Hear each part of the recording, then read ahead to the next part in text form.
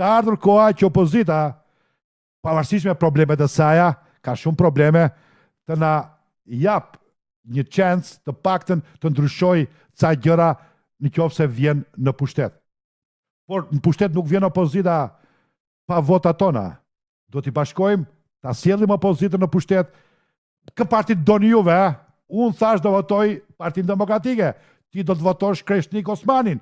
Votoje! Mua më bëhet qefi të votosh Kreshnik Osmanin. Bile në Korçë është Ilir Borova kandidat, apo unë nuk e dia. Më tha dikush që Ilir Borova që nga kandidat i partisë së Kreshnik Osmanit në Korçë. Më bëhet qefi. Më bëhet qefi. Po të isha korçar, do votoja Ilir Borovën.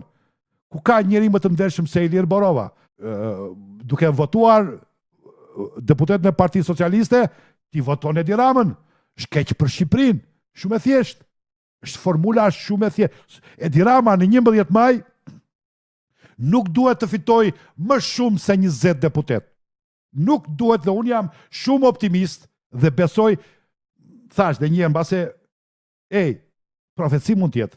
Edi Rama në 11 maj nuk del me më shumë se 20 deputet. Nuk ka mundësi të dalë.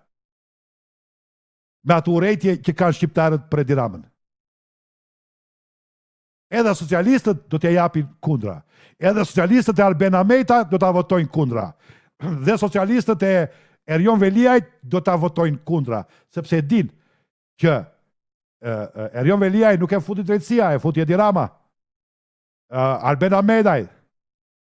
Akmarja që u bën mbështetësve të Arben Amejtajt, pasi Beni Oratis, do të kthehet vot kundra Edi Ramës.